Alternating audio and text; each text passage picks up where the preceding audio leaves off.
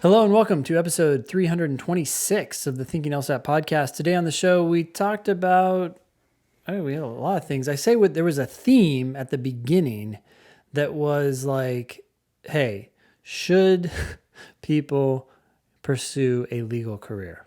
It seems like most of the emails at the beginning kind of touched on that. Yeah, but it was a bunch of real applicants with real LSAT scores, and we had information about people's diagnostics and how they prepped and how far they were able to come, and then a lot of interesting decisions about whether to get accommodations, whether to even go to law school at all.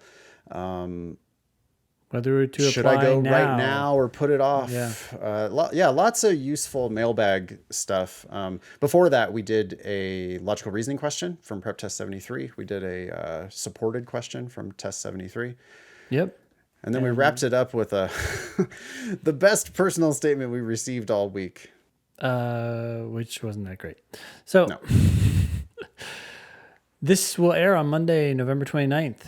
In a few days, you're going to see the January LSAT registration deadline. That's December 3rd, Wednesday, December 3rd. So if you're thinking about that test, make sure you register before then. You have a study group, as always, preparing for the January 2022 LSAT. That's on Thursdays, 4 p.m. Pacific, 7 p.m. Eastern. And basically, all you need is a Demon free account. So go to lsatdemon.com, sign up for a free account. And then on Thursdays, go to Nathan's class and he will motivate you to start studying for this test. Hopefully, yeah. Ultimately, you're going to have to do the work. But one of the things that we do in that study group is talk about a commitment to studying a little bit every day. Ideally, you find one high quality hour every day. And come to my study group and hopefully you'll find some other like-minded folks who are on that same path. Cool. Hey, I listened to the podcast that you sent to me. Oh, the Work 2.0 thing from Hidden Brain? Yes. Yeah. Great episodes. Actually, you sent me two. I was going to share with you one takeaway I had from it. So In one of the episodes, they were talking about the power of simulators, right? Flight simulators and how they help people become way better pilots because now you've experienced a lot of things before you even Sure. have your first flight. And not only have you experienced a lot of things, you've experienced the very challenging things. You can take a simulator and recreate the rare occurrences that are likely to lead to accidents because when they do happen, they are rare, right? So people don't know how to deal with them. Anyways, as I was thinking about this, I was like, there's got to be something like that for driving. Because, my oldest son just started driving and I have him drive every time I go with him because it's like even just random little things will happen. Like we were turning left, he did it fine, but he got mildly like anxious because there was a person behind him and he had kind of stayed a little bit into the other lane. And so they honked at him, so then he's like kind of like gunning forward like a little fast. And we get into the parking lot, it's fine. And I think in his head, he's like, well, I got this driving thing down. And I'm like, there's 1,000 of those like little random things that you are preventable, but you're not realizing your tail's out just a little. Like, why did you come into that left turn lane but leave your tail out just a little bit? That's just not like, my gut is screaming like, get over, But in his head, he's like just focused on the people coming towards him and turning left. So then I was like, is there a car simulator for teenagers? So you can just give them all those experiences. Like, here's some rain, here's some snow, crash.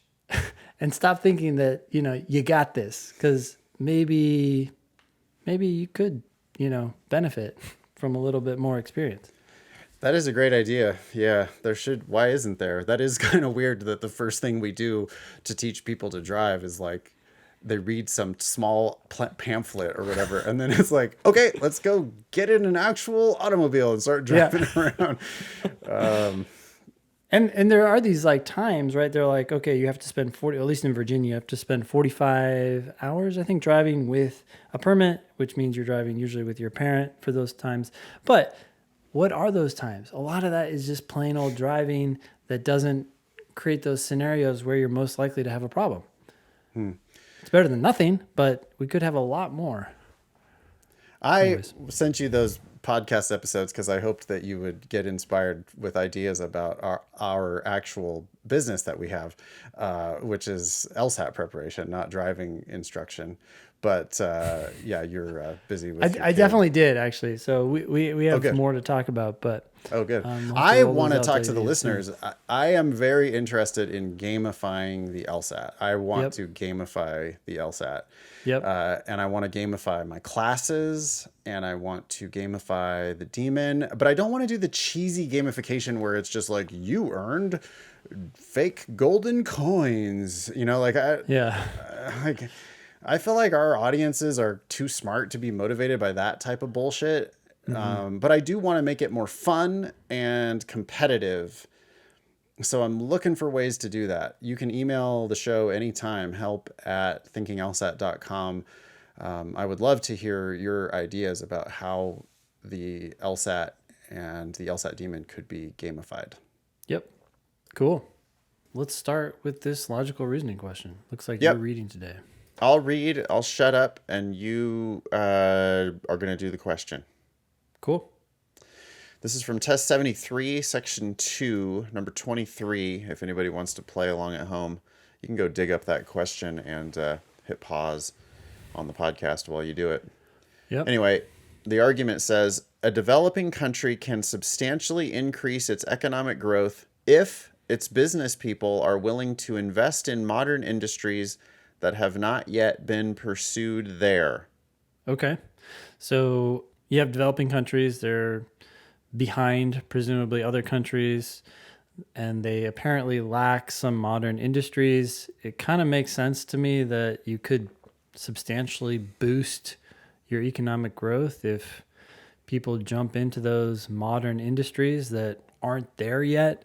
Just sounds like a golden opportunity. So yeah, okay. Got it. And you're probably noting there that it is a conditional statement. Sure. It's conditioned on if its business people are willing to invest in modern industries that have not yet been pursued there, then the developing company can substantially increase its economic growth. Absolutely. That tells me that this is one situation in which you could substantially increase your economic growth as a country. It doesn't tell me that it's the only way, but it certainly is a way. There could be other ways, is what you're telling me. Yep. Great. But being the first to invest in an industry is very risky. I'm curious whether this person is trying to prove this idea or if this is just presented as a fact, because if it's just presented as a fact, fine. I just have to accept it. If the person's trying to prove this idea, I have to say I'm a little skeptical. I mean, sure, you might be the first person in the industry in that country, but if you've seen that industry take off somewhere else, like, I don't know, is it really very risky or just a little risky because it's somewhere new? Okay. Moreover, business people have little incentive to take this risk, since if the business succeeds, many other people will invest in the same industry, and the competition will cut into their profits. Okay, so this moreover clues me in that this person is like doubling down on this, like the problems with investing. So I don't think the second sentence is actually a conclusion. To me, it just seems like a bunch of facts. Like, by the way, you could benefit if people did this thing, but they have a reason not to, and they have another reason not to.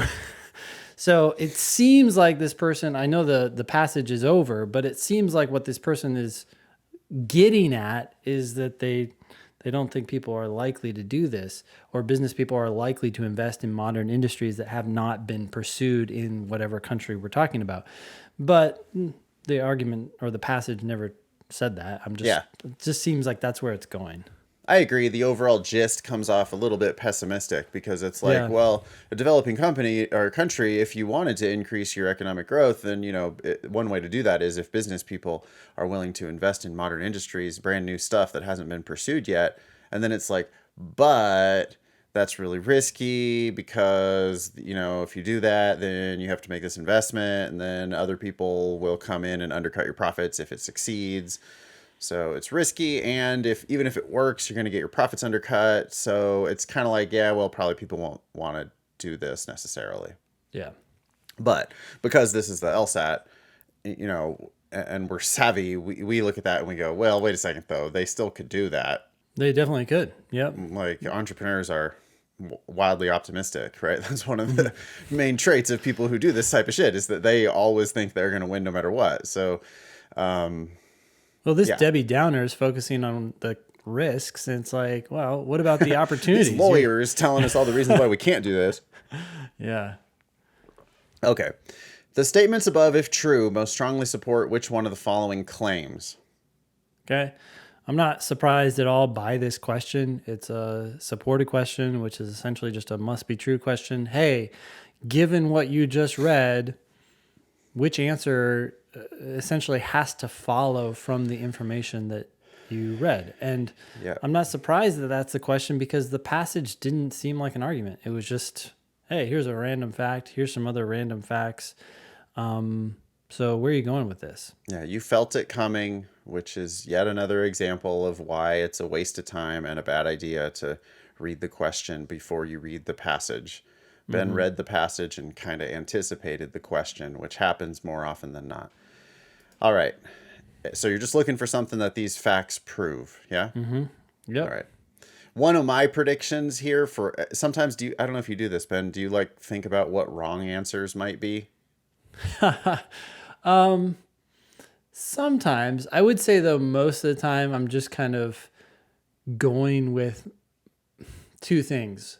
One, my loose prediction was, hey, this person doesn't think this is likely to happen, that these business people are likely to invest. And two, the correct answer really could be, this is just something I keep in my mind, anything that must be true. So the correct answer may be something that's proven solely by the first sentence. And it's like, okay, or the last sentence. And so I'm open to that. It's like I have my prediction, but I also know that it's just anything that must be true. All right. My leading question failed. What I was looking for there, I was trying to see if you would say the confusing of sufficient for necessary. That first sentence was a conditional, right? So it's like when I read, I mean, to like give my actual thought process as I was reading this, I read that first sentence, I saw the conditional, and I was immediately like, either this argument's going to confuse sufficient for necessary, or one of the wrong answers on a must be true is going to confuse sufficient for necessary.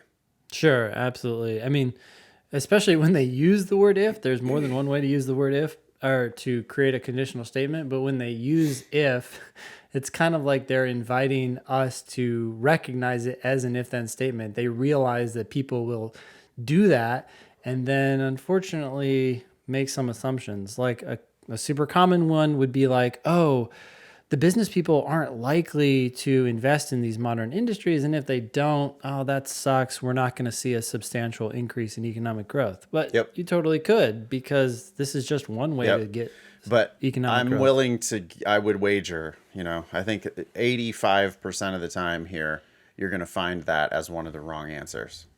Absolutely. And it can be good to prime yourself for that. This is like doing the test on a way higher level, right? This is how people eventually just run the table on LSAT logical reasoning and, go 25 for 25. It's like, not only are you predicting the right answers, but you're just, what types of wrong answers they're likely to include. And it makes it so that it doesn't even touch you. You see it coming and you just dodge it, easily.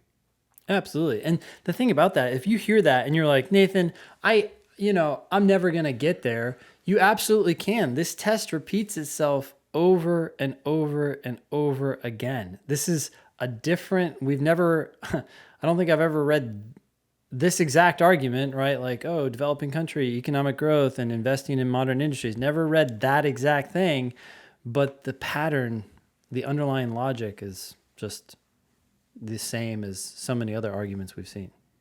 It really is predictable. They're not hiding the ball at all. It's the same types of patterns in their arguments and passages that they present, and then it's the same types of traps that they're seeing if you'll just blunder into And sufficient for necessary, it's on every single test multiple times. It's a clear example of how the LSAT really is easy once you get tuned into it the right way. So anyway, Yeah. here comes the answer choices, the wrong answer choices, as I like to refer to them, because 4 out of 5 of these are going to be wrong, and you need to expect them to be wrong. A, once a developing country has at least one business in a modern industry. Okay. I'm guessing you're almost ready to tune out on this, right? It's like, what? You're going to make a prediction after once a developing country does have at least one business in a modern industry? Okay, once they do, further investment in that industry will not contribute to the country's economic growth. Yeah, way too strong. The passage did say, hey, look, business people have little incentive to take this risk, since if the business succeeds, many other people will come in. But that doesn't say anything about whether the economic growth will continue or not. For all I know, as more people come in, the economic growth for the country as a whole takes off. So this answer is wrong for at least 2 reasons. The first part, which you alluded to, once a developing country has at least one business in a modern industry. We never talked about that. We only talked about a business going into a modern industry and then succeeding. And then if a business does go into a modern industry and succeeds, which we don't know about here, will that help or hurt the economic growth of the country? For all I know, it helps. So this is dead wrong. Yeah, right. We know it would hurt the first company. Yeah. Because it would cut into their profits, but we don't know that it would not help the nation as a whole. And I mean, also common sense wise, if you got multiple new entrants into a new industry, a modern industry, that sounds good for the economy as a whole. I mean, I don't see how that's going to be bad. Okay. B, in developing countries, there is greater competition within modern industries than within traditional industries. You started shaking your head there really early on. Why? Yeah, well, it said in developing countries. Okay, so we are talking about what can happen in a developing country, but it says there is greater competition within modern industries than within traditional industries. I mean, as soon as they said greater, I was shaking my head because I don't remember the passage comparing anything to anything else, like in terms of relative, like, oh, this is more, this is less.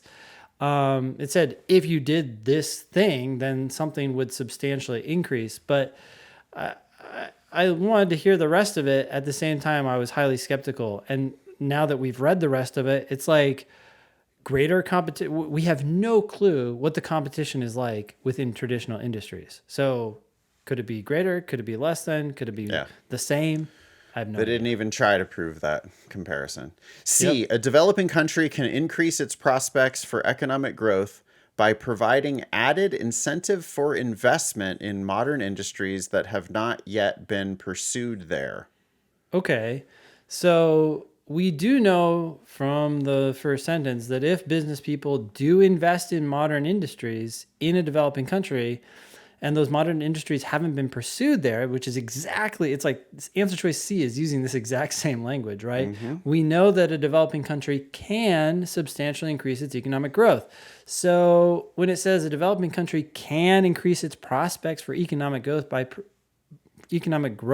by providing added incentives, it's like, wait a sec. I could see some people saying they never said that term, but I get the idea. If you make it easier for these business people to invest in these modern industries, then it's going to become more likely that they do, and that may increase its prospects, its chances for economic growth. It's not really saying much else. It's not going beyond the passage by any stretch of Incentives are imagination. totally, well, it did say business people have little incentive to take the risk. C's talking So they did talk about that. Yeah. adding new incentives. So the new element in C is adding new incentives. And you're right that some students are going to be like, no way, new incentives were not mentioned. I can't pick this answer.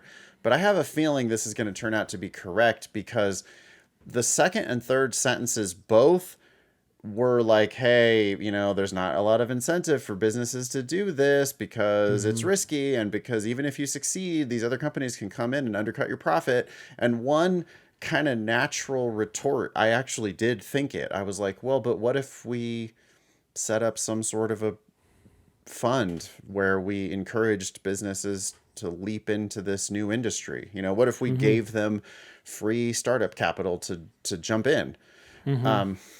I don't think C is strictly must be true. Sure. But then again, this is not a strict must be true question, right? This is a supported question, which is like a slightly softer version of a must be true. Yep. Okay. I don't think we can eliminate C. D, a developing country will not experience economic growth unless its business people invest in modern industries. Okay, this is actually confusing sufficient for necessary. It's suggesting that business people investing in modern industries, it doesn't even mention the ones that haven't been pursued there, but it's assuming that that's necessary, or it's saying that that's necessary, that you, to grow, you have to do this. And they never said that. They said, if you do this, then you can grow, not if you grow, if you want to grow, you have to do this. Or if you don't do this, you won't grow. This is the wrong answer that I predicted. That's the one that I was 85% willing to wager was going to be there. Yeah. E, investments in a modern industry in a developing country carry little risk as long as the country has at least one other business in that industry. Okay, they never said that the risk would go away once someone tried it. Yeah, it suggests that it's risky for the first mover, but saying it's risky for the first mover doesn't mean it's not also risky for everybody else who goes into the industry. Yeah. Returning to C. I love this answer because it doesn't take any risks with the wording. It uses the exact same wording from the passage. And so it makes it very easy to justify this, except for the one new phrase, providing added incentive. But it makes perfect sense, as you did, because it's countering the incentives that they, or the negative incentives that they talked about at the end of this passage. Beautiful. That is the correct answer for a supported question. It's the safest one. It's not strictly 100% proven, but you just can't pick any of those other answers. And surely those facts are suggesting that C is correct. I know that some students push back there like, well, what do you mean? New incentives? That's what, government providing new incentives? I mean, where did that come from? Yeah. But look, they said it's risky. Other companies might come in and steal your profits, so they're not likely to do this. But if they did it, it would increase our economic growth substantially. Well, it surely it at least opens the door to C. Yeah. And the other answers are just like wild whiffs or, you know, errors like confusing sufficient for necessary. So hopefully you can at least back into the correct answer there. Yeah, well, just as you said, and we said this last week, I mean, the problem is always, fine, there's a problem with this answer choice, but what answer did you pick? It's always 10 times worse, not just 2. Right. Okay, cool. Well, all right, why don't you read this email from Chris? Yeah. Hey, guys. I know you've talked a lot about this before, so if you want to point me to the specific episode, I'll just go listen to that for my answer. Okay. I'm not trying to do a woe is me thing or be a victim or anything, but I was diagnosed with ADD as a child, and it's clearly still an issue for me today at age 30, LSAT and everything else. Yep, ADD, which is now officially ADHD, is a lifelong thing. It doesn't like go away. My diagnostic was a 152, which is a great diagnostic, by the way, and I've maxed out at 165 while my first LSAT result was a 160. Yeah, 152 diagnostic is vastly higher than, I mean, most people don't start that high. Yep. So that doesn't sound like you're struggling too bad with ADD, but I'm not a doctor. Yeah, well, you also say I've maxed out at 165. I have no idea where you're making that judgment. I feel like we hear this every now and then. It's like, okay, you've done 5 tests, none of them went above 165, and now you're like, I can't get any further. It's like, maybe just need to take more tests. Yeah. No, Chris did 10 tests. Yep. Or even 20 tests, and the last 4 of them are all 165s. And then it's like, well, that's it. Have hit my max. No, you haven't. Not necessarily. You don't know that. It's always a conclusion, right? You don't, there's no evidence for that. Yeah. There's 96, 98 some odd tests. So you have a lot of tests you could still take. Yeah. I've started talking to a shrink, and I'm working on actually getting medication, not just for the LSAT, but for life in general. I'm working in court admin, and I think some meds just might improve a lot of my work and life. Or This a is new interesting. job. Chris is getting meds to deal with his job. Yeah. This is interesting to read this because I just finished this book called ADHD 2.0 Oh, great. by, oh shoot, I can't remember the author. But if you search for ADHD 2.0, you'll definitely find it. It's one of the more well-known books in that area.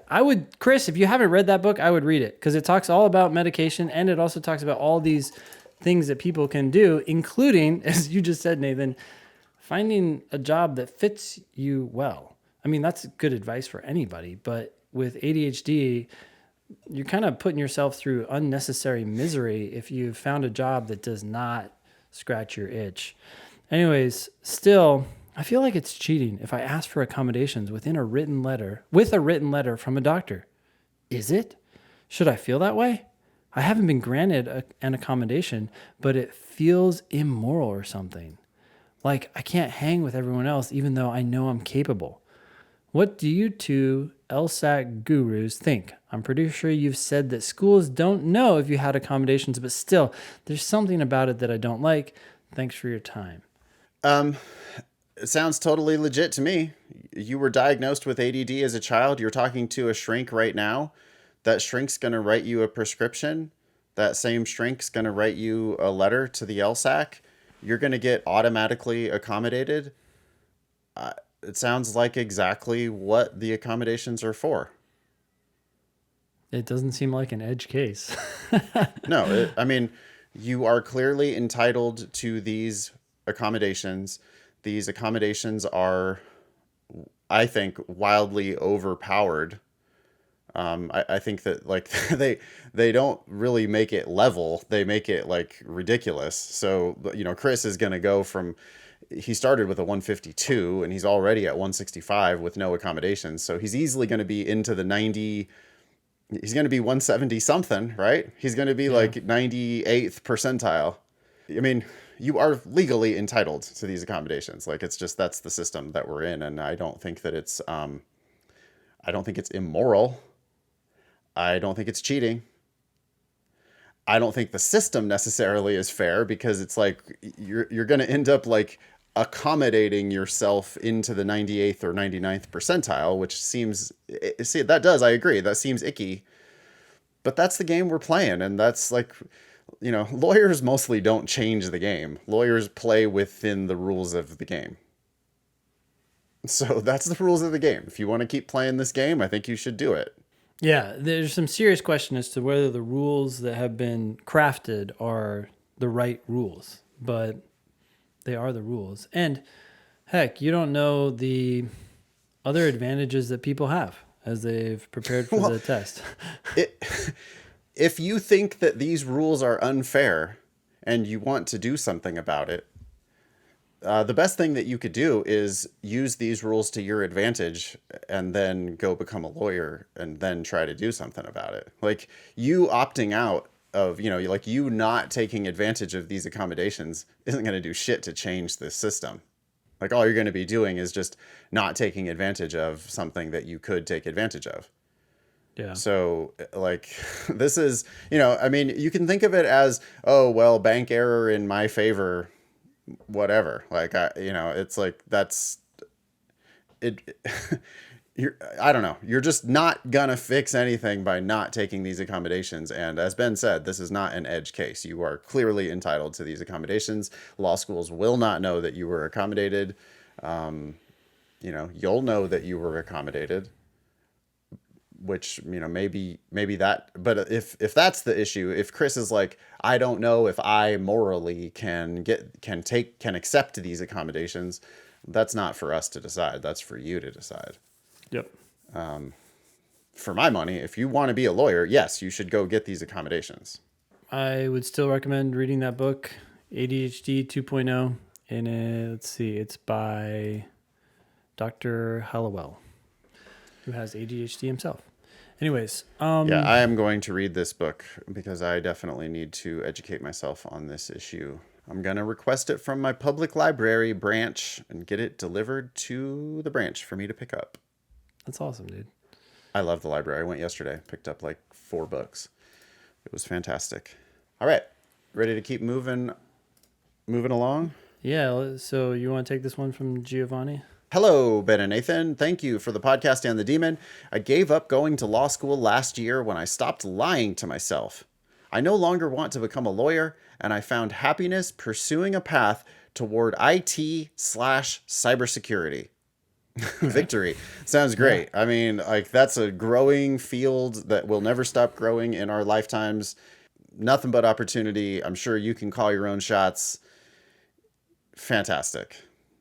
I think you're going to make more money than an average lawyer would.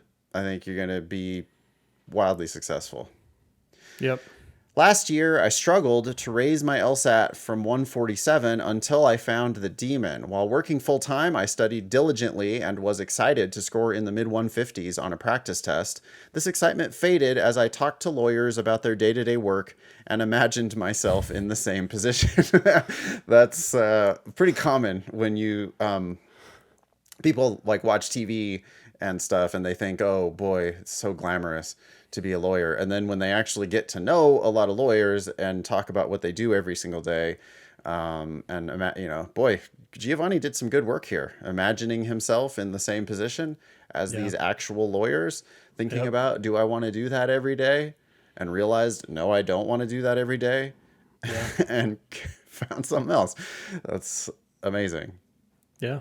Once I decided against law school, I let my strengths guide my future, and I got the opportunity to work for SpaceX. Boy, I love that idea, Ben, of letting your strengths guide your future. You know, you can either try to fix weaknesses or leverage strengths. Right. And maybe you should do both, but like, we're not about hard work, right? Mm-hmm. The LSAT is easy, but it sometimes requires a lot of work to start to see how easy it actually is. Yeah. Step 1, though, pick the things that you're the best at. Do things that you're really good at. Do things that you're naturally good at, and then work really hard. Or, so this is, this idea has stuck in my head for a while, and I don't know if it's true or not, but in the book, I don't know if it was Grit by Angela Duckworth or another one of her books, but she said that a lot of people come to really like something after they put in a lot of time into it. And so so then her recommendation was for your kids or something like that to have them commit to something for at least a year, because it's natural for them to say, hey, I'm not good at this, I don't like it, and back out. I don't know if that's true. I don't know what comes first, the chicken or the egg, right? Like, some of it also just might be innate interest. There's even a reading comp passage about this, right? Like, is your skill, are you succeeding in something because you have this innate interest in it, or does your interest come from kicking ass at it? But anyways, part of it, I'm not saying you have to be immediately successful, but you have to like want to show up to it every day, right? That's because that's part of being good at it. If you can get here every day and do a 1 high quality hour of LSAT every day, then in a way you're good at the LSAT. You're good at the hard work. You're good at the like attention component of it. So I don't know. I'm just saying, like, there are doors that are more open to people. Yeah. Not everybody has an equal opportunity at every single door. Some people are naturally better at certain things. Well, it's kind of like a shortcut for life. I'm not saying don't ever do things that are hard for you, but I am saying, like, if you're going to pick a career, you're going to be doing this every single day professionally. You're going to develop a professional reputation as, you know, you're either the person who kicks ass at this or you're not the person who kicks ass at this. Yeah. And like, you should probably go in a direction where you have some natural aptitude, right? And then don't expect it to be easy. And just because you like it doesn't mean that you're going to be actually that great at it or like want to continue doing it. And it's okay to quit and try something else. But as a first step, you know, if I was a career counselor, it wouldn't be like in your fantasy world, what do you want to do? Because people would be like, oh, I want to be the starting power forward for the Los Angeles Lakers. And you know, you'd be like, yeah, okay, but you're not tall or strong or fast or coordinated. So, all right, like, you know, I'm not saying you can't do it. I'm just saying it's going to be a serious uphill battle. I don't know. I like it that Giovanni, it seems to be smart to me to let your strengths guide your future.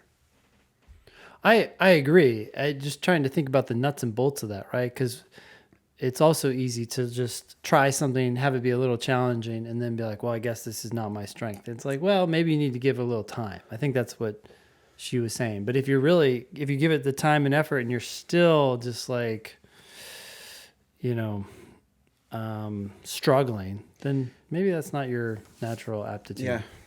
And I guess with lawyer shit, boy, you've got to have uncommon levels of grit, right? You've got to, like, you can't, this is not for quitters. It's not for quitters. Yeah. Although I wonder how much grit those people have. Like, I wonder how much they actually like it. You know, you talk about your friend Nikki Black all the time. On some level, she likes it, right? She has a lot of fucking grit, but. Right. Well, but she also has aptitude, you know? I guess the people that I'm really concerned about is like, oh, I don't like to read. I'm not really a reader. I'm a slow reader. I don't really like, I don't read books. Yeah. I mean, Nikki Black is like in book clubs and stuff, even though she spends 12 hours a day on screens. You know, she's when we play board games, she's the first one to grab the rule book and read the whole thing. Yeah. And it's like, I don't know. I see people who are, you know, like not great at English. Sometimes because English is their second language, but not always. It's just that they're not like super powerful in English. They don't really like to read. When they do read, they are slow at it. And then they come in, they start going down this path, and it's like, wow, okay, you got to be real committed to this, because I don't know. Giovanni would say maybe you're not letting your strengths guide your future. Yeah. Now, I mean, I don't want to get a bunch of hate mail with people saying, oh, Nathan is an elitist and thinks that if you're not naturally good at English, or if English isn't your second language, you shouldn't do this. That's not at all what I'm saying. But I am saying that, like, you are entering into a realm where the majority of your competition is like real strong in that area. Yeah.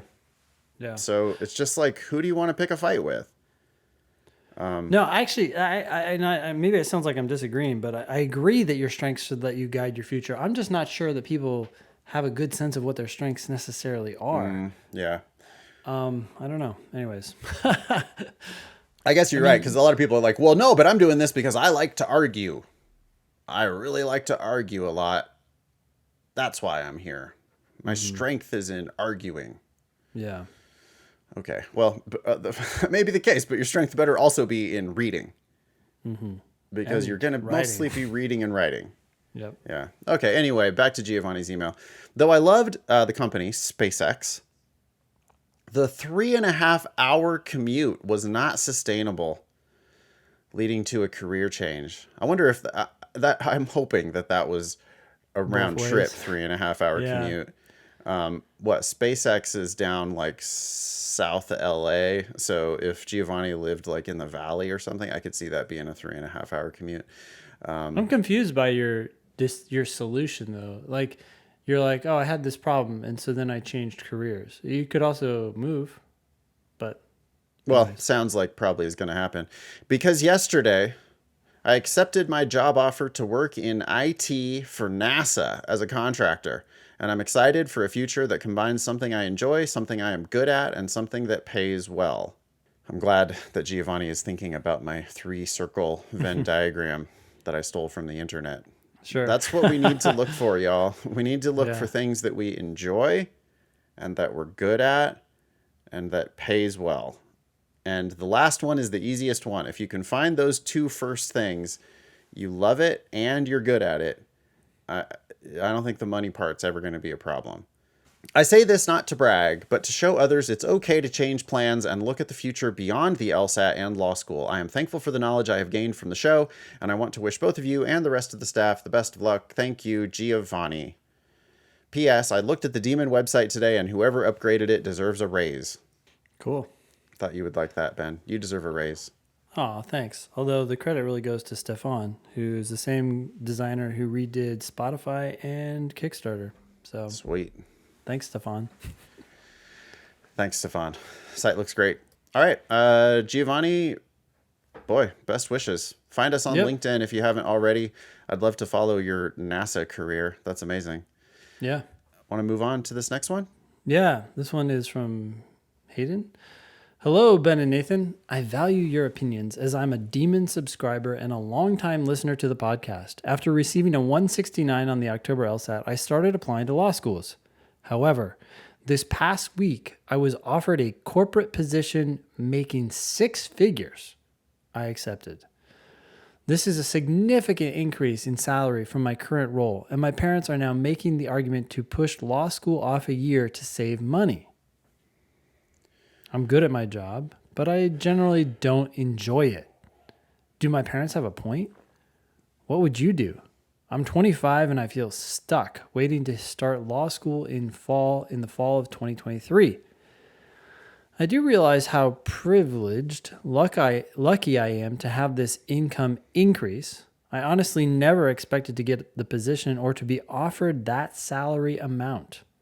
I appreciate any advice you have to offer. Thanks. Okay.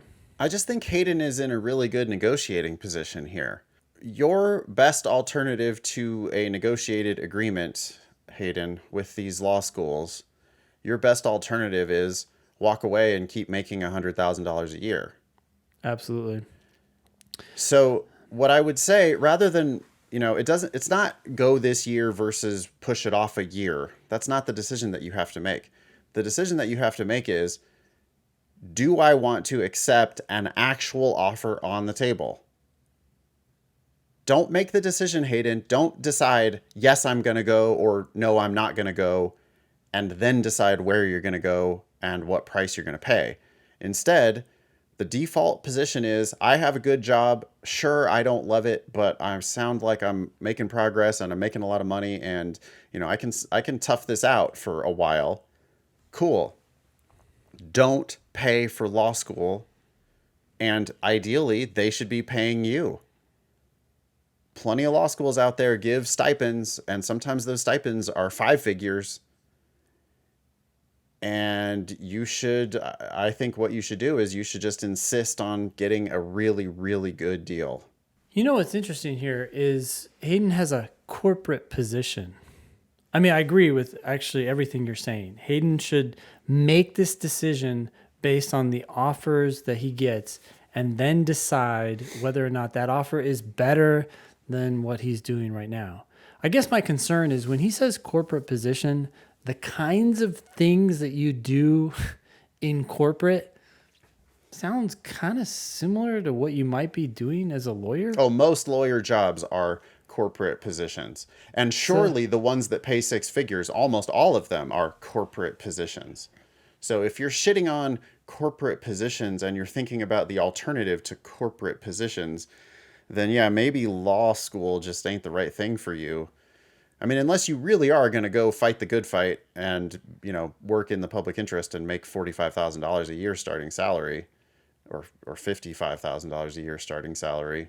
Yeah. But that's not what most people have in mind, and that's not what most people decide to do after graduating from law school. So it kind of sounds like, Hayden already is making as much money as, the law schools love talking about how the average salary for lawyers is $100,000. Hayden's already making more than the average lawyer. And it's deceptive because if Hayden ends up falling into the lower group, which is more likely actually, then you're not going to be making as much as you are now. One other thing to keep in mind here is if you're really stingy with the offers that you get, as Nathan suggested, and you say, look, does this offer really look good enough to jump out of the nice ship that I'm in? And you decide not to take any of them, in a year, maybe your job will have grown on you. And maybe you will have been given more opportunities and you'll say, hey, it's not as bad as I thought it was. And so that also gives you a chance to, again, decide, do I go or do I just keep going with my job? Yeah, the odds are really good, Hayden, that if you go to law school, you're going to come out paying less. You're going to come out making less than you're making now. I mean, unless you know that you're going down the big law route. If you go down the big law route, and with a 169 LSAT and you go to the right school, you've got a pretty decent chance of coming out of law school making $180,000 a year as a corporate lawyer. But one, that's a corporate big law firm lawyer. The hours are going to be worse because there's nothing worse than, lawyer hours. The work itself is going to be extremely dry and high stress. The attrition rate is very high for a lot of different reasons. And so, yeah, you're just like, you're going down a very risky path by going to law school. Everyone is. And you've got more to lose, Hayden, because you've already got a 6-figure job. I'm going to quadruple down on my initial advice, which is do not pay for law school. If those offers this year don't absolutely knock your socks off, then yeah, push it off another year. Also, you're 25. So spending one more year in the workforce can only make you a stronger student. It's relativity, man. All these young people, they think that they're going very slowly. Mm-hmm. But that's because time passes faster for younger people, right? It's just harder for younger people to wait. Young people lack patience because they have less time on the planet. So every second and minute and hour feels longer. And so, Hayden, you think that 25 is old. You're like right in the wheelhouse of the average of people starting law school. There are plenty of people who start law school at 30 or 35. You've got all kinds of time here. This is the rare case where your parents are actually giving you good advice about law school. But you don't need to decide. You've got applications in. Wait and see what those applications look like. But, make it clear to the schools that they're going to have to knock your socks off. Like if it's not your dream school at a dream price, then yeah, just keep working, keep socking away money. Open up a Roth IRA, make those contributions every year. Save it. Yeah. If you save, like, you're making 6 figures and you're only 25, put 40,000 of that into a 401k and a Roth IRA, and don't touch it. Don't touch it until you're 65, and do that. Yeah, do that every year for the next 10 years, and it's like you're guaranteed to be wealthy when you're old. Yep. So I don't know. It's like you've already won. I mean, I get it that you don't. If you generally don't enjoy your job, then you probably should be looking to upgrade. But law school is going to for sure be a downgrade for 3 years, and then potentially for another 10 after that. I just don't. I don't know. The bird in the hand here does seem pretty valuable. This reminds me of one other thing. I know we'll let you go soon, Hayden, but this one study that talked about the younger you are, the more likely you are to, quote, tunnel, which is basically think that you have two choices. You either do something or you don't do it, or you go this year or you don't go. It's like, hey, look, you don't like your job. Your solution here is, let me start law school sooner. Why not look at other jobs in the company? Why not look at other jobs at other companies? I mean, there's so many solutions to what the underlying problem is. Yeah, be a barista or a bartender, or like there's many, many, many other paths. And it's just the law school thing. It's like once you once you do that, you're like on the hamster wheel. There's like no going back because it's so expensive. It takes 3 years. It's this whole and it's like basically worthless unless you practice law successfully, right? Yeah. Yeah.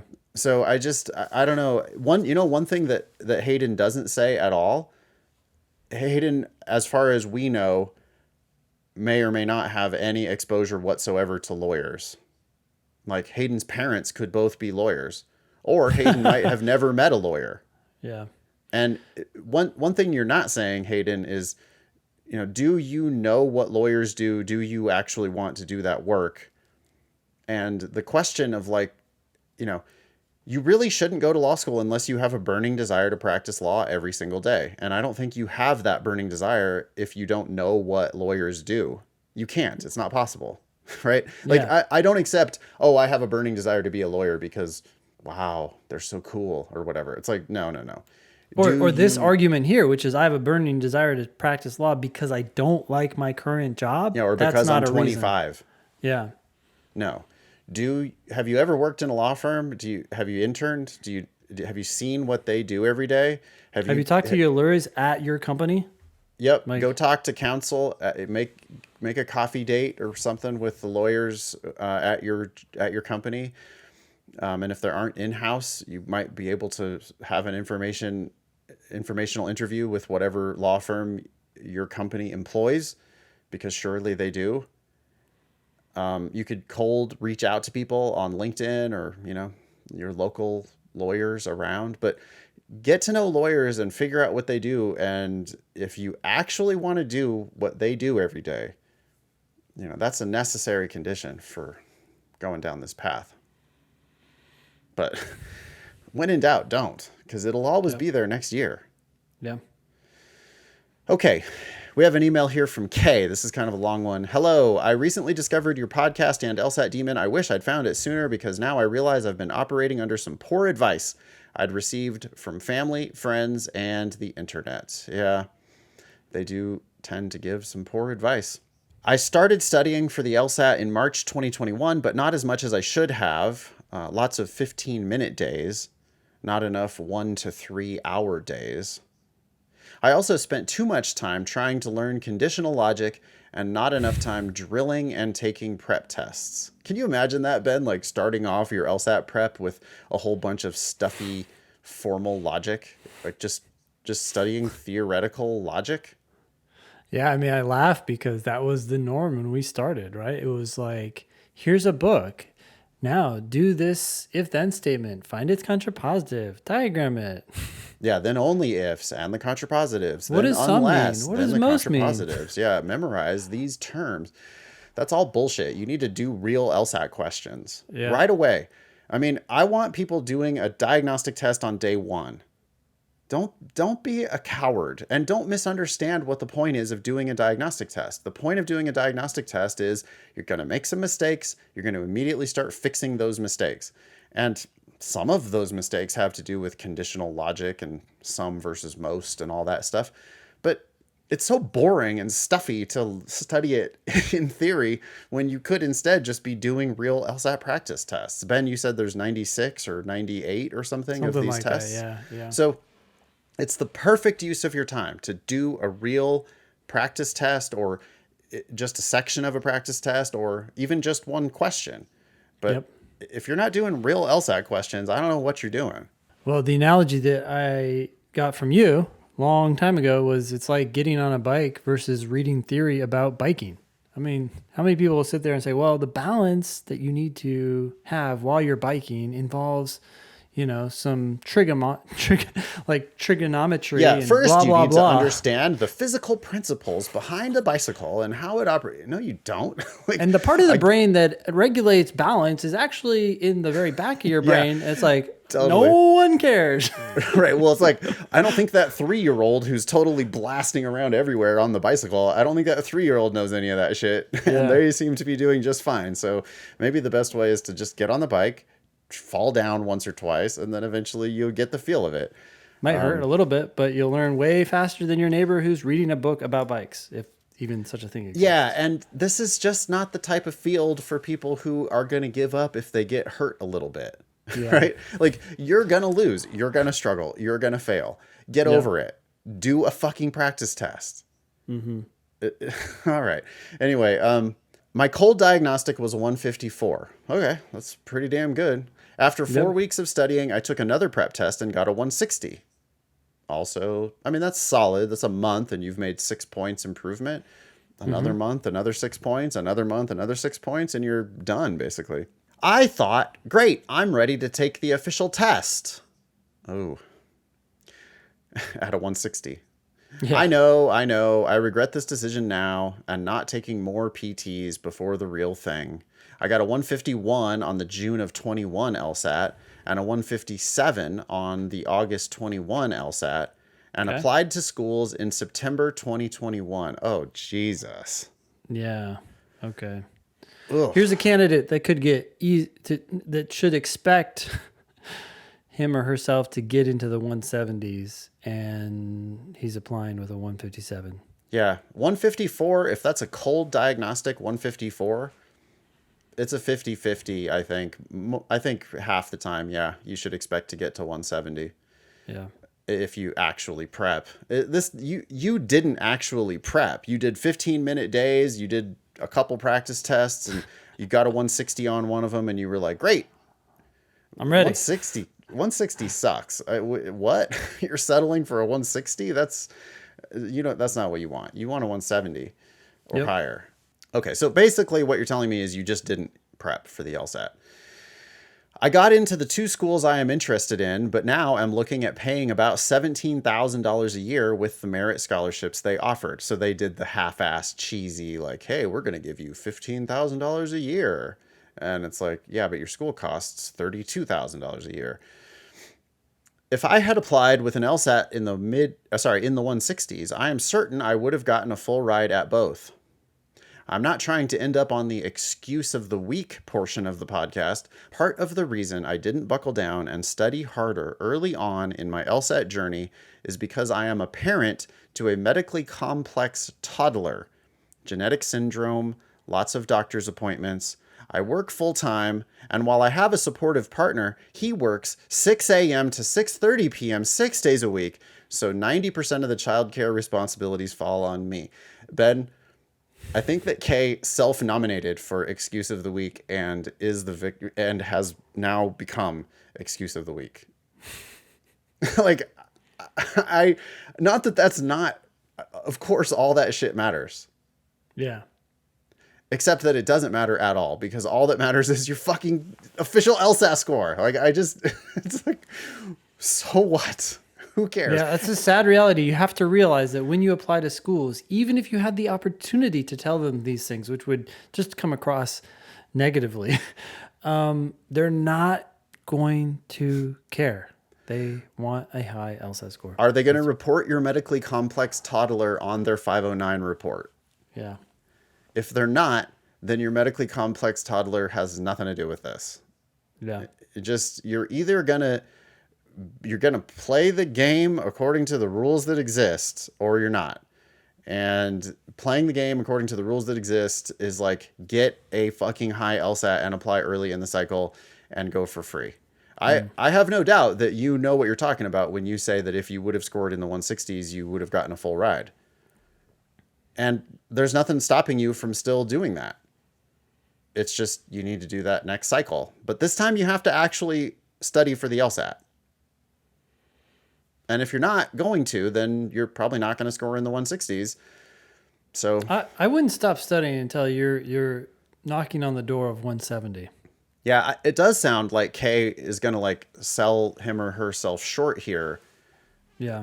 By like going to these local schools that are going to just easily give him or her a full ride in the 160s. Yeah. Aren't there better schools that you could go to with an LSAT in the 170s? But this is a person with kids and a spouse, and like, Yeah. maybe there's only 2 schools that are actually possible. But yeah, paying them $17,000 a year unnecessarily because you didn't put the time in for the LSAT would be foolish. You just need to do that. Yep. 15 minutes a day ain't going to do it. Now that our child is a bit older and doing better health-wise, I feel like I am in a place where I can dedicate more time to the LSAT. Creighton and UNL are the schools I would consider going to due to my family situation. Oh, here it is. My spouse has a stable job and can cover living expenses while I'm in law school. This likely wouldn't be the case if we moved. He would still find work, but probably couldn't make what he is making now. All that sounds kind of speculative, honestly, but okay. My son's Yeah. like, how do you know that? Like, really? Are you sure? If you were to get a full ride plus stipend at some really great school in a different Like Chicago city, is like, hey, come here. We'll pay you money to come to Chicago. You might want to think about it for the long-term investment. yeah. My son's health condition would make moving and living far away from family support a nightmare, and I ultimately want to live and practice in Omaha, Nebraska. Okay, fine. Whatever. Sounds like there's lots of reasons for you to try to go to law school close to Omaha, but like paying money for those law schools is a terrible idea. You just don't have to. Yep. My prep tests are now consistently in the 160 to 164 range. Okay, good. I think you can go higher. And the best way to guarantee that you're going to score a 160 is to get your practice tests up to 168, right? And then it's like you can score 160 in your sleep. So keep studying. Yep. Now that I'm listening to your podcast, I am considering withdrawing for 2022 and reapplying to go in 2023. I know that I can get a score in the 160s, maybe break 170, and go to law school for free. My undergraduate GPA is 3.51. Ben, I think you're going to the scholarship estimator right now. That's at lsatdemon.com/scholarships. We use public 509 data to we built a tool that you can play with, put your LSAT and your GPA, and you should see a whole wide spectrum of different offers from different schools. Take a look at this. What have you finding from the scholarship estimator? Yeah, so not surprisingly, with your GPA of 3.51 and your LSAT, your official LSAT of 157, Creighton is giving you, quote, more than half. So we nailed it. Yeah. What does Creighton cost per year? That's a good question. Well, let's see here. The estimator has a link to the 509 report for every law school, so you can see where we get our data from. And it's an easy way to find all the 509s. On the 509, we see how much does Creighton cost per semester? $22,000. Okay, so Creighton costs $44,000 a year. They offered Kay $23,000 a year. Oh, she's gonna have to pay 17. Okay. Oh, okay, so they offered 27. 27. Okay. Yep, more than half. Okay, so the estimator nailed it. Love it. That's an estimator. It's not always going to be exactly right every time, but what we've heard so far is that the numbers tend to be spot on, and there is a thing right there that you can report. If you see anomalies, please do report it, because we'll go look at our algorithm there and try to fix that. Yeah, go ahead, so Ben. if she gets a 160, it's still at more than half. She gets 162, that's when it bumps up to more than full. More than full. So wait, 161 is more than half and 162 is more than full. Obviously, it's not that exact of a science, but going into the 160s is definitely going to help substantially with Creighton. Yeah. The other one was UNL. Just get yourself a 165. It's not that hard. Your cold diagnostic, again, was 154. There's absolutely no reason why you can't get a 165 easily with the proper prep. 165 or bust for you, okay? And then apply at the beginning of next cycle, and you're going to be going to these same law schools for free. Or they're going to be paying you to go to these schools, which they should, because you're overqualified to go to these regional schools, and they know that. By the way, don't tell them about your medically complex toddler. Don't tell them about your partner who has a job in Omaha. Don't tell them that it's your dream to practice law in Omaha. This is all a negotiation, and you want them to credibly think that you would leave and go to Chicago, as Ben said, or Wash U in St. Louis, or wherever. Like, there are better schools out there that you could get into with a 165 or a 168. And if you show them that 165 or 168, they're going to have to show you that full ride plus stipend potentially in order to entice you to go to their school. As long as you don't disclose a bunch of stuff that locks you into Omaha. Okay, I so would apply consider, to those other schools even if you're not serious yeah, and for you the should. negotiation. Just even for your own curiosity, right? In the last listener, you were talking about, hey, look at those offers on the table and then decide if you're really going to take that offer or stick with your 6-figure salary Yep. job. Do the same thing. Apply to these schools that you can get into and not pay, and then see how you feel Yep. about getting a stipend Totally. from them. Let's go out of the realm of theoretical possibilities and fantasy, and instead let's look at the offers on the table. So Yeah. apply early next cycle, apply to a broad range, including some reach types of schools, and then you can compare all of those offers. And even if you don't actually say, hey, Creighton, I got into Wash U, or hey, Creighton, I got into Chicago or Northwestern or whatever. And you don't have to actually do that step of the negotiation. Maybe it's just for you that you know that you got into those schools. Yeah. And then you can decide whether you really want to go to Creighton and how much it's worth it to go to Creighton. Yeah. I'm considering withdrawing for 2022 and reapplying to go in 2023.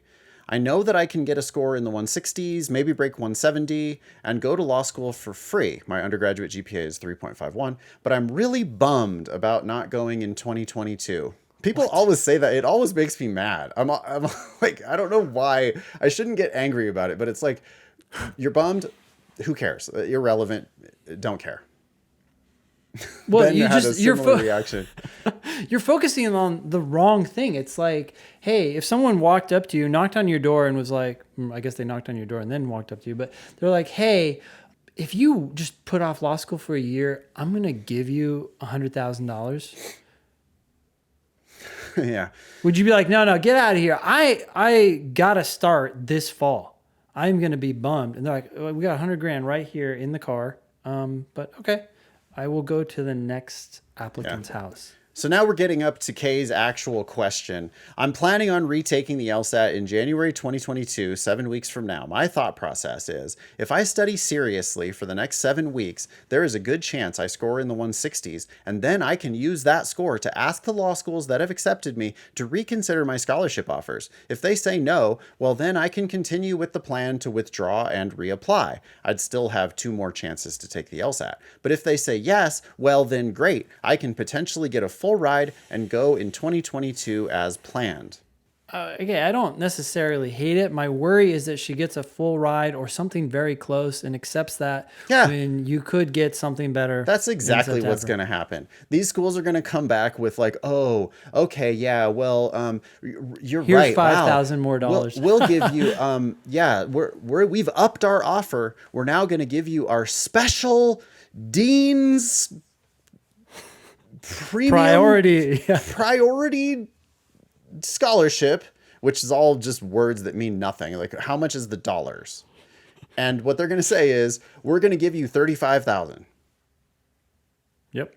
And you're going to take it. That's what's going to happen if you do this plan. You're going to be like, look how much money I got over what I started You're going to with. anchor on the wrong thing. You're not going to have put yourself in the best negotiating position. You're not going to ever have applied to Chicago or Wash U or whatever. You're not going to know what your true value is in the marketplace. Yep. And you're going to end up taking a shitty offer if you do this. Because you got to remember, any money that you're not getting, you have to multiply by 3, and then you have to add all that interest. Yeah. Because it's not just a single year decision. And the price what about is the stipend that you don't even know? You have no idea how much the stipend could have been. Yeah. I mean, the stipend could have been $10,000 a year. We don't know. I mean, I'm not sure if those schools give those kinds of stipends, but it sounds like they maybe do give stipends. And like, you know, even if it's only a couple $1,000s a year stipend, like a books coverage, I think that's a pretty common thing that they do. If there was a stipend that was going to pay you $2,000 or $4,000 a year for books, this plan you're not going to get that. Yeah. Don't do it. So here's the question. Is this a terrible or a reasonable idea? I can only take the LSAT 3 more times. Am I burning one of my chances to take it in the hopes that they will reconsider my merit offers based on a new score? you're thinking about the wrong thing. You shouldn't be worrying about that. You should be worrying about putting yourself in a bad negotiating position. Yeah. You're already in a bad negotiating position because you applied with a shitty LSAT. And now you're going to be in a slightly better negotiating position, but not a good negotiating position because you're going to be negotiating with them way late in the cycle. By the way, I'm looking at Nebraska Laws 509 report for 2020. Okay. Any guess what percentage of applicants received more than full? So stipend. They got paid to go to law school. No one would want to go there unless they already live there. They are a regional law school. I have no idea what they're ranked. Yeah. Can you tell me what their median LSAT is? Median LSAT is 156. Not a great school. Not exactly attracting, super killer types of applicants. Yeah. If they have aspirations of like making a name for themselves, they're going to have to be throwing around a lot of scholarship money. They're ranked 87th, by the way, Yeah. according to the U.S. News and World Report. I don't know. Because you asked me the question, it makes me think that the number's probably high. What are they giving merit or giving more than full ride to like 20% of their class? 24. So, Kay, not only like they're charging you tuition so that they can turn around and give it to the other people in your class. They're giving it to a lot of people. I mean, full tuition is one thing. They are paying people extra money to come to their school. Yep. That's the game. So, do not go to that law school unless they're paying you to go there. They're paying a quarter of their class. Not just full tuition, but they're paying you to go there. Yeah. Do you want to go there and be one of the people who's not getting paid? Yep. Because if you are, then you're paying the other people, and those other people have better LSAT and better GPA than you, and now you're going to have to compete with them for grades. Mm-hmm. So you need to buckle down and do the work. You have a lot of obligations. Many people do. You need to find one high quality hour every day. Sometimes maybe more than that, but 1 hour a day should be enough to continue making progress. You should be able to get your LSAT into the 160s or 170s pretty easily if you work at it steadily. Yep. Turn off your phone, find that space, find that place in your world where you can just focus entirely on the LSAT and make yourself $100,000 in the fastest way possible. Yeah, and maybe explain it to your partner. I mean, you said you're doing 90% of the childcare. If your partner knew that you were going to make $60,000 in the next 3 months by buckling down on the LSAT, your partner might make the mathematical decision that they want to bite off a little more of the childcare duties so that you can study for the LSAT a little bit more. Yep. It might even be worth paying for childcare in order to do this, right? I mean, we're talking about a lot of money. Yeah. I would just withdraw, Kay. I just think it's just human nature.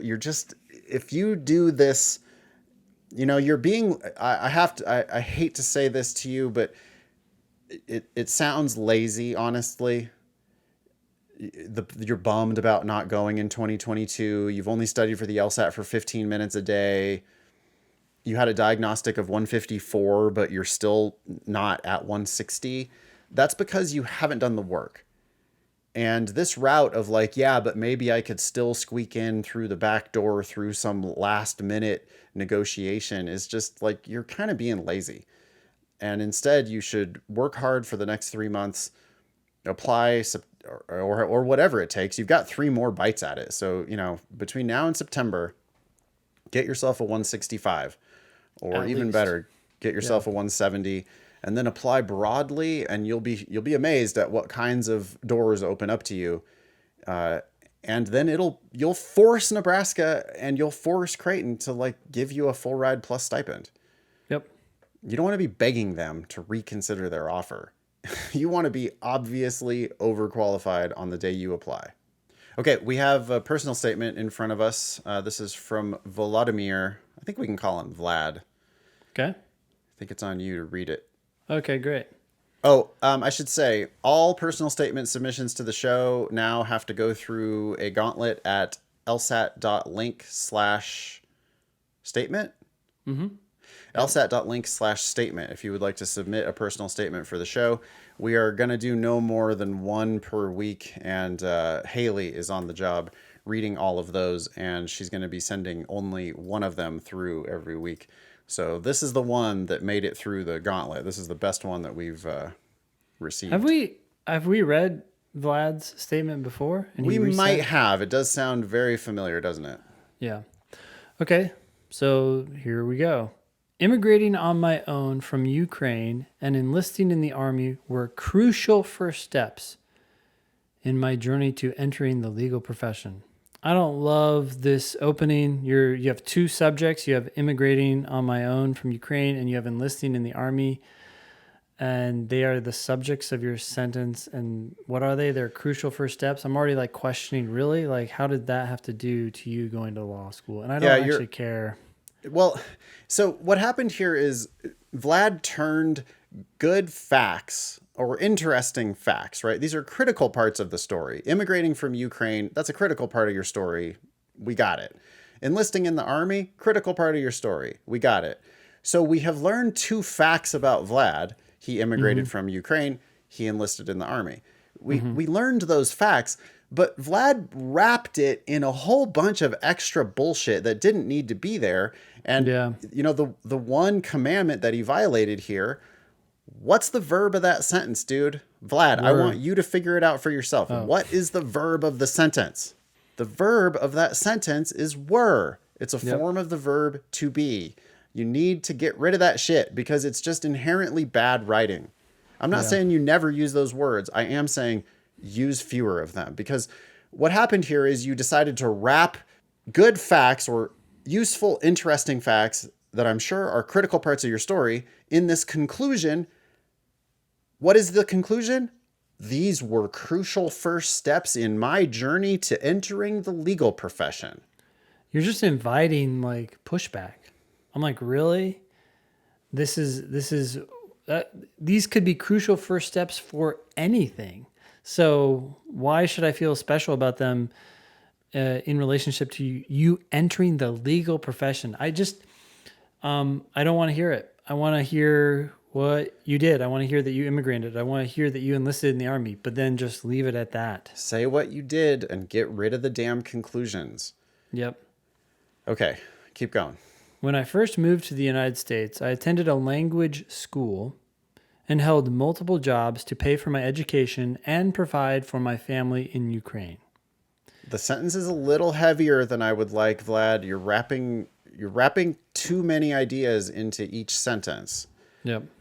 Like, because that sentence, you've got moving to the U.S., attending a language school, having multiple jobs, and paying for your education, and providing for your family in Ukraine. It seems like it could have been two sentences instead of just one. Yeah. But it's useful facts, and it's about, like, so the verb there is I. And now we've got moved and attended and paid and provided. You know, it's like we're using at least active verbs with Vlad as the star of the show instead of this weird immigrating and enlisting as the star of the show. Navigating through a complex immigration system, I changed my visa status various times while maintaining my legal presence in the country. I don't find that very interesting. I don't care. It almost feels too, Vlad, like you're trying to say, look, I'm a like lawyer because I made it through the immigration system. Yeah, don't do that. Being a first-generation immigrant, I wanted to settle down here and earn the right to be called an American. So mental state. All three of your last three sentences have started with this like introductory phrase. When I first moved to the United States, navigating through a complex immigration system, being a first-generation immigrant. It's like, okay. Yeah, you don't need 10 words, a comma, and then the subject of the sentence. Yep. Which is I. You can start your sentence with I. It's okay to start your sentence with I. Okay, so you continue. I agree. The only way to do that for me was through joining the military. After living in the United States for 3 years as an international student, joining the United States Army was an honor that seemed unattainable not that long ago. A I lot of like the commentary. sentiment. Yeah. Yeah, the sentiment is good. The writing is not good. Um, there again, Vlad used was here as the verb. So it's just it's like inherently telling when you do that Yeah. instead of showing. But okay, so Vlad wants to tell us his immigrant story, and he's gonna join. He's gonna enlist in the army to get Yeah. his citizenship. Okay, great. During my military service, I developed fitness plans to rehabilitate injured soldiers using my experience as a personal trainer and my fitness education acquired in Ukraine. Okay. As a team leader, I trained my squad in military operations. Having assessed each individual and their capabilities, I developed personally tailored programs to increase effectiveness and efficiency. Boy, he really does it every single sentence, doesn't he? Yeah. He has to, like, every sentence has an opening clause, comma, I. Yep. You got to kill some of those opening clauses. Yep. Generally, your sentences are too long. I mean, the first sentence there, why not just I developed fitness plans to rehabilitate injured soldiers, period. Yep. Like, why not mix in a short sentence every once in a while? Because the clause in front of that, during my military service, is obvious. That's just, we know you're developing fitness plans to rehabilitate injured soldiers. This is during your military service. We got it. So you didn't need that. And then the using my experience as a personal trainer and my fitness education acquired in Ukraine, that's probably on your resume, and I don't give a shit. Yeah. Okay, why do you think that's relevant? It's interesting because it's almost like overselling, right? I developed fitness For plans sure. to rehabilitate injured soldiers, period. It's like, okay, the fact that you were doing it, the fact that the military allowed you to do it, is enough. It's like, you must know your shit. But now it's Yeah. like, you're like, see, because I was a personal trainer and but I had a fitness education. It's like, now you're protesting too much. Yeah, either you were qualified according to the military, in which case that's good enough for me, and I don't need to know the qualifications.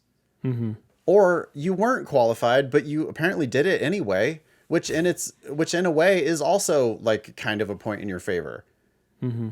Just say what you did. I don't need all the rest of it. Yep. Okay, he continues. In 3 months, our team successfully passed the requirements to participate in the Atlantic Resolve operation, the Army's strategic deterrence mission in Eastern Europe. Being trilingual, my superiors relied on me to establish communications with foreign military officials in the region. I think that's wrong. Yeah, Wouldn't the 'cause- being trilingual refer how- to the superiors? Yes, that's exactly what's happening here. So this is grammatically incorrect. If they were trilingual, they actually wouldn't need to rely on you. They would rely on themselves. This also, I'm like, I would prefer more facts. Like saying that they relied on you to establish communications with foreign military officials in the region strikes me as unlikely. Maybe they did. So why not just say that instead of like, again, this like conclusatory, my superiors relied on me. Why not just say, I communicated with foreign military officials in the region? It would just, Or say more specifically how they relied on you. What did they Yeah. actually do? yeah, Because, yeah, it's a conclusatory. I forgot about that. It's conclusatory to say that your superiors relied on you. Yeah, great. yeah. Despite my impactful experiences in the Army, I ever say hate where impact. this is going. Wherever this goes, I hate it. yeah, Because despite, you're shitting on your own experience. Whatever you say next is going to suck. yep. I knew, okay, mental state. I wanted to continue my education and move on to a career in the civilian sector. We know you're applying to law school. You don't need to fucking protest so much. Yeah. Yeah. Vlad, present yourself as a badass military dude. That's the now- point. Like, I Yeah. want badass military dude in my law school. I know that if you kicked ass in the military, in any of the armed forces, I know that you have discipline, work ethic, you can take orders, you can follow orders, you're used to working within a system. I know that you're going to be a good worker bee.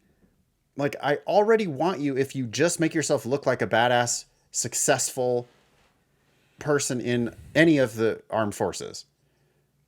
You don't need to say, despite these impactful experiences, I wanted to do something else, because I know that you're applying to my law school and I need people in my law school. Yep. Why does everybody want to do this? Why it's like so common. I mean, everybody thinks that this is what they have to write, but it's like all you do is sound like everybody else who's protesting too much. Yeah. It's about you. It's not about, like, no one is judging you for deciding not to make a lifetime career in the military, because that's what that sounds like, right? It's like explaining why I didn't stay in the military forever. Well, it's funny too, because you bring attention to it, which actually makes me think about it.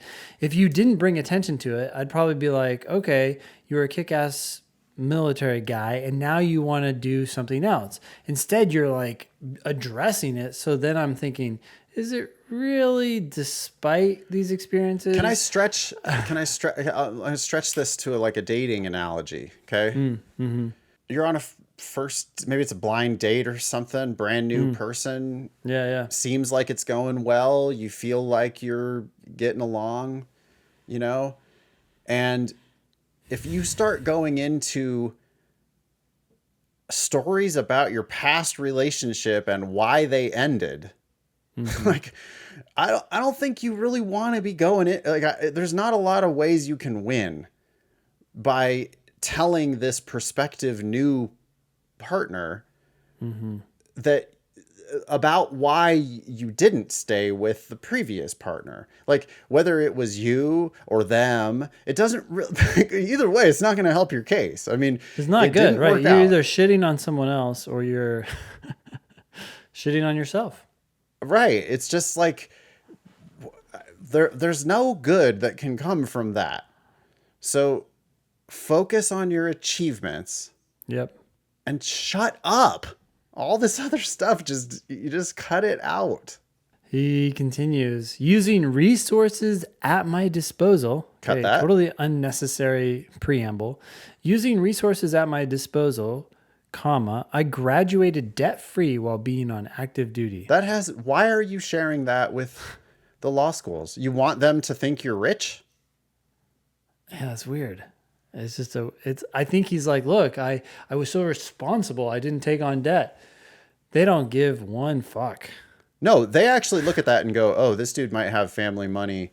Let's not give him a scholarship. Yeah. Cut that. Okay.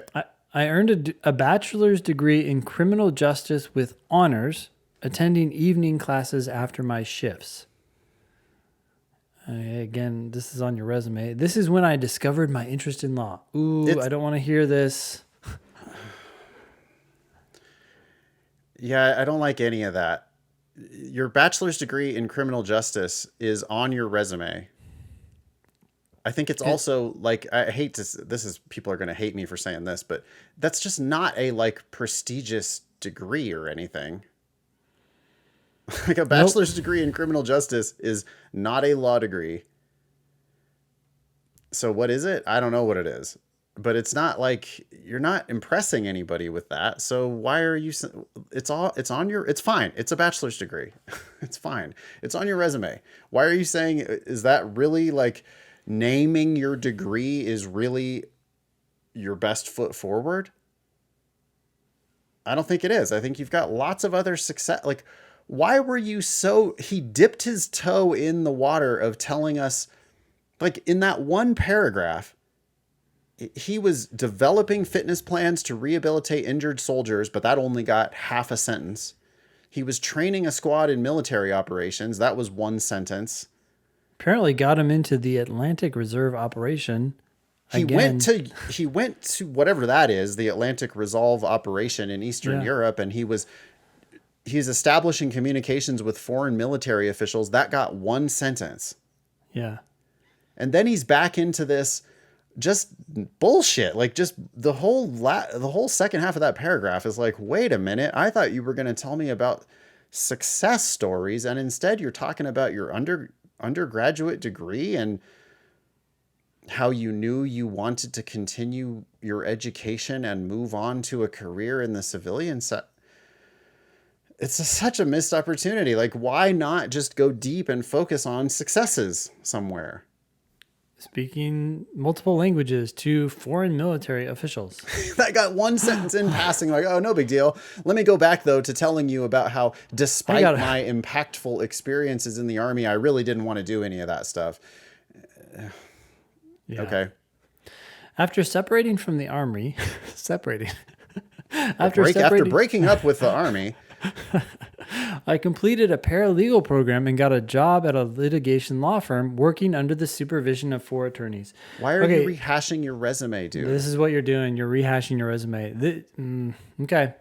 What you're supposed to do with your personal statement is take 1 bullet point, maybe 2 bullet points, not even jobs, bullet points from a job, and tell us a story that unpacks that bullet point so we can actually see what you did. You're giving us multiple jobs and then multiple bullet points all in your resume. This is your resume in prose form. As a legal assistant, I conducted trademark and business research, bullet point, I conduct, sorry.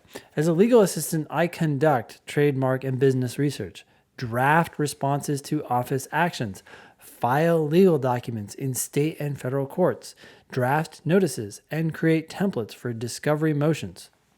That's long. As the only employee at the firm without a law degree, I have also taken upon myself the responsibilities of an office administrator, creating... Hold on. I'm going to call bullshit on that. You have taken those responsibilities upon yourself. Really? You're the only person there who's not a lawyer. They didn't assign you those tasks? You assigned them to yourself? Yeah. No, you didn't. They told you to do those things. Okay, go ahead. I've also taken upon myself the responsibilities of an office administrator. No, you are an office administrator. You work for these lawyers. They tell you to do these things. That's why you work there. You wouldn't work there if they didn't need those things done. Okay, go ahead. Creating invoices, conducting intake calls, and troubleshooting issues at the workplace. The legal work I have at the office helped me discover my newfound fascination with litigation. Mental state. I don't really care about any of this. Yeah. Oh, God. Stop talking about your feelings. Stop talking about your thoughts. Stop talking about your interests. Instead, focus on what you do. The fact that you do all this legal work is great. I don't like that you described it as legal work. No, again, it's overselling. Yeah. Say what you did. Say what you do. And don't say anything else. Please. Okay, here's some more. One of the most compelling matters I worked on was a New York case. Cut. Was is the verb there. It's a bad sentence. Okay. It's also just a conclusion. It's like, oh, it was so compelling. This wow, was great. compelling. Tell me what you did. Our client was a startup owner needing legal protection from colleagues who attempted to remove him from his company. As it was an urgent issue, we filed for a temporary restraining order in the Northern Federal District to restore our client's access to the company.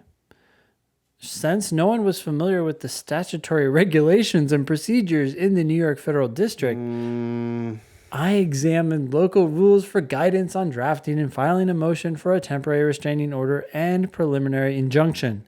Your sentences are too long, Vlad. They are too long. You need to cut these sentences down. He did that thing again there where he had the preamble, which I'm already worried about the preamble because it's claiming to be a lawyer almost, right? Like everyone else in the firm is a lawyer. You're not a lawyer. The fact that you're not a lawyer means that I'm not that. I don't really want to hear about you being the one who's examining these local rules for, I don't know. I think if you cut the preamble, then it sounds like you're doing work that you should be doing. But when Yes. you Now, put that now it's preamble in there, it's like, whoa, did they know you were doing that? Should you have been doing that? Are you really the guy to be doing that? You're telling me nobody else in the firm is familiar with these regulations and procedures? Probably your firm shouldn't have taken this case. Or it should have been one of the lawyers who was doing this research. yeah.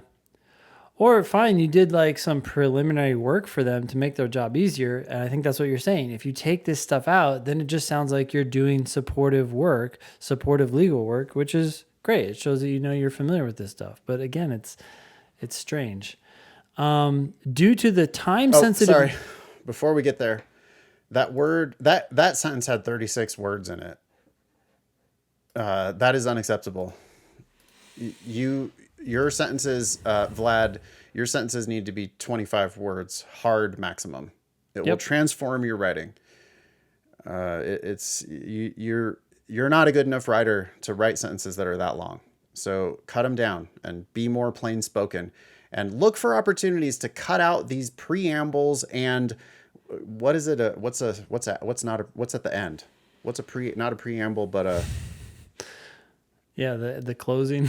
the closing, the comma, and then a bunch of bullshit. Cut that. Yeah. Get down to it, dude. And Yeah. you're going to need shorter sentences. Shorter sentences are going to be your best friend here. Okay. Anyway, last sentence of this paragraph. I wanted to say that the closing, the opposite of the preamble was the amble. No, that's the middle. That's the middle, right? That's what The that's what we're looking for. post-amble. Yeah. Okay, is that a word? Vlad normally here has a preamble, then he finally ambles, then the post-amble. It's like, just let's do the ambling. That doesn't sound great either. Anyways, due to the time-sensitive nature of the case, it was imperative I filed the documents before sunrise, leading me to work overnight. I don't like that. Find a different anecdote. I don't like that anecdote. Yep. As a response, Well, it makes your law firm sound like shit. or you're lying. Or it's just a one-off thing that happened, in which case I don't care. Right? Yeah. It's like there's no way to win here. It's like it kind of looks like you've got a janky law firm and a shitty client, and you're doing this research and popping off filing motions without any approval from your attorneys. And you're staying up overnight to file these documents before sunrise. I don't like it. I would use a different, like, I think what you're trying to do there is demonstrate commitment and work ethic and whatever else. Like, I like the sentiment that was behind it, but I don't think that it's having the effect that you think it's having. It makes, I don't know, the whole thing now looks janky. It's like you're the only guy in the law firm who isn't a lawyer, but you're assigning yourself the administrative tasks. That sounds like a lie. Then nobody knows these procedures, but you're the one who's doing the legal research and filing documents or like filing motions in the middle of the night. What now? Okay, go ahead. Next paragraph. As a response, the opposing counsel filed a cross motion to dismiss. The structure of the motion presented a novel issue no one from the office had encountered So before. I solved the legal matter because I am not a lawyer, but I practice law in this janky law firm that I work for. Yep. Okay. To remedy this situation, I examined the New York federal case law, locating relevant matters with a similar problem, and created a template for our opposition. I finalized the motion along with supporting documents and prepared the binder for the hearing. This sounds like you're practicing law without a license. Yep. Shortly after filing the opposition, I discovered discrepancies in the documents we had submitted. Oh, Oops. boy. That you submitted. Apparently you did all on your own. Yeah, it's like I did all the work, submitted all the documents in the middle of the night. No one else at my firm knew anything about this. But then as soon as I discovered discrepancies, then it's now the documents we had submitted. I did it all, but then I discovered errors that other And look at people- me discovering errors. Now it sounds like he's going to shit on someone. He says, the attorney overseeing the process failed to provide correct evidentiary objections along with proper exhibits. I hate this so much. Okay. Oh, this is not good. Realizing the gravity of such an error, you realized it. The attorney overseeing didn't realize it. I retrieved and revisited Oh, sorry. Revised. I retrieved and revised drafts along with supporting documents.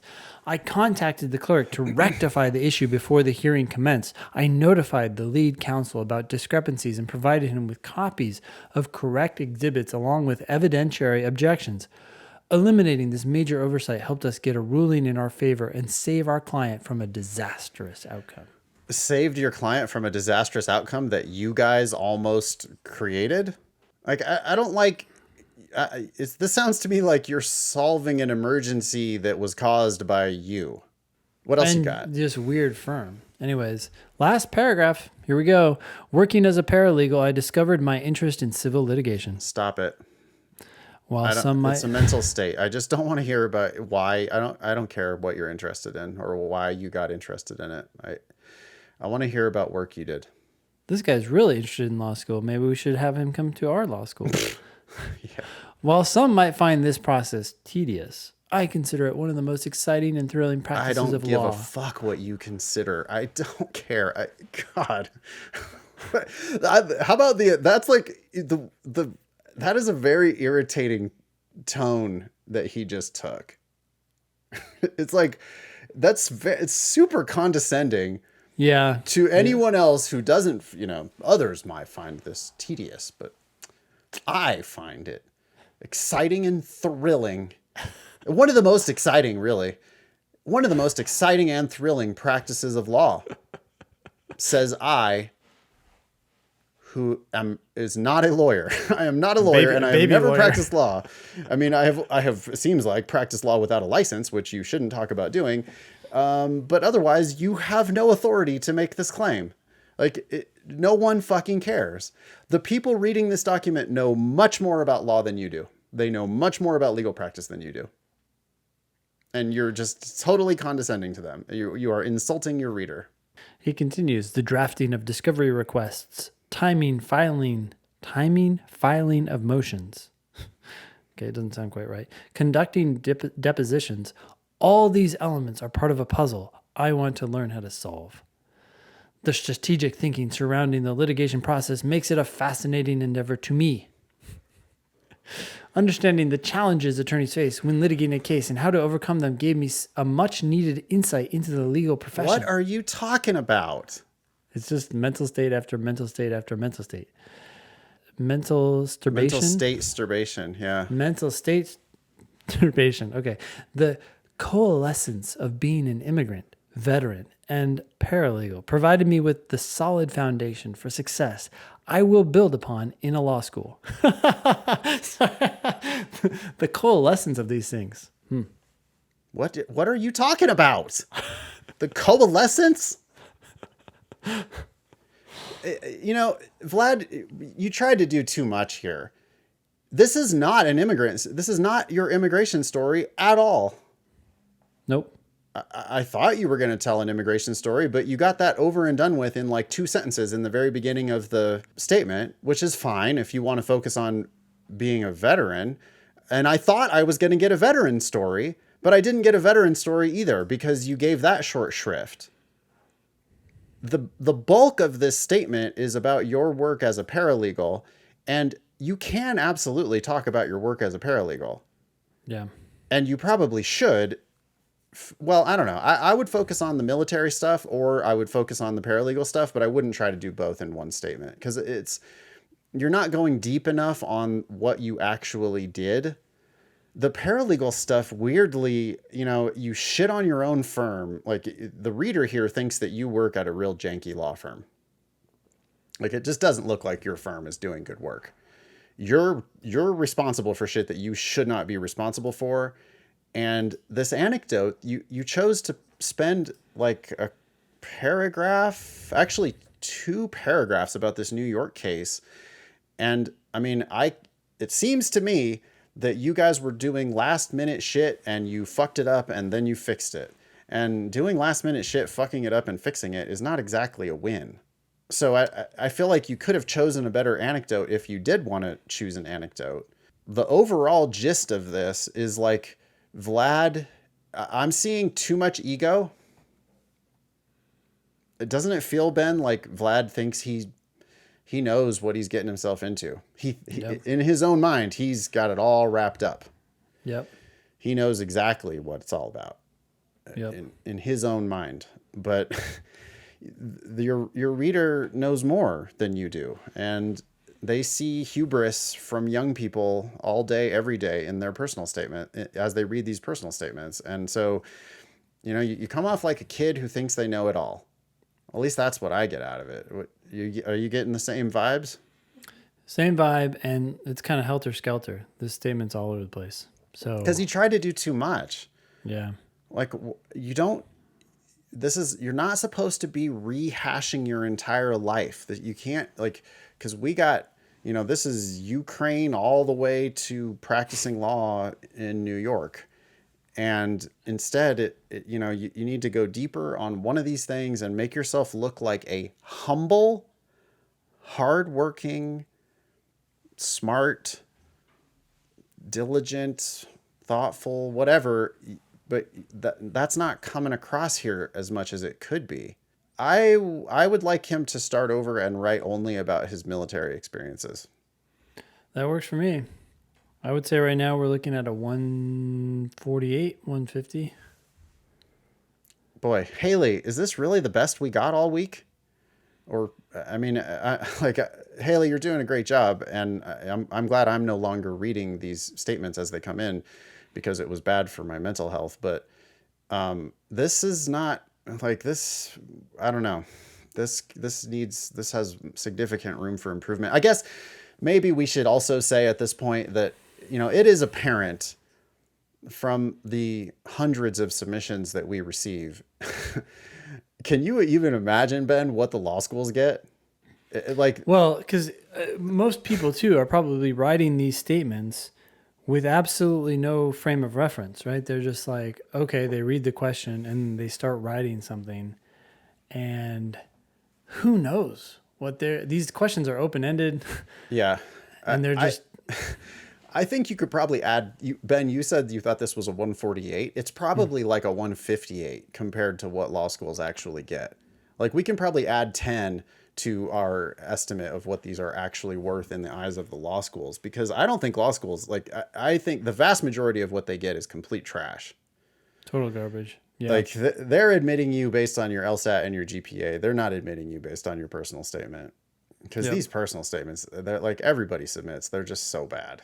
And the truth is, it probably doesn't matter that much. You want to put your best foot forward, but it probably doesn't matter that much. It's just like, for our taste, if you want to write something that we would read and go, oh, we've got to admit that person, these aren't it. Yep. Cool. Hope that was helpful. Thanks for sending that in, Vlad, and good luck. I think you have a lot of stuff there. That's what's crazy, is you have things to write about. So, I would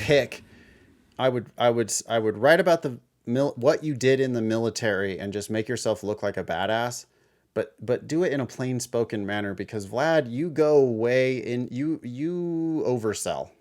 Yep. You got to cut out the conclusions. You got to stop overselling. You got to stop trying to take credit for everything. Just say what you did. Explaining facts. I think that's part of his problem too, is he's like, well, I did this because I was the only one in the firm who had, did not have a legal. You're shitting on the rest of your firm when you, I don't know. Don't explain it. Just say you did it. Just say, hey, I took on the administrative stuff. It's like, oh, you did? Wow, great. But instead, your explanation of why you did it now gets into this weird territory. I would talk about your time in the military. Cut out all the conclusions. Talk about your time as a paralegal. Cut out all the conclusions. Either one of those is fine. I think this statement has two big problems. I think it's trying to do too much. It also wastes so much space. I mean, half of this is conclusory. Mm-hmm. Right? If you cut out the mental states out of this, you'd be left with 1/3 of the document. It's Vlad over and over and over saying what he likes and what he thinks and what he's interested in, and how these grand conclusions about how he's situated because of whatever. It's like, it's too much of what is in his head and not enough of what he did at work. Yeah. Be LSAT famous. Get on an upcoming show by emailing help@thinkinglsat.com. If you have questions about the LSAT Demon, email help@lsatdemon.com. You can always check out our other podcast, LSAT Demon Daily. That We just comes out cleared 100 every day. episodes published. Yeah, we got 5 episodes a week coming at you, 4 a.m., I believe, 4 a.m. Eastern. So if you would like a daily shot of us and other members of our team too, we've got some other voices on that show. So you'll hear LSAT Demon teachers and staffers and stuff on the LSAT Demon Daily podcast. That was episode 326. That was episode 326 of the Thinking LSAT podcast. Thanks all y'all for listening.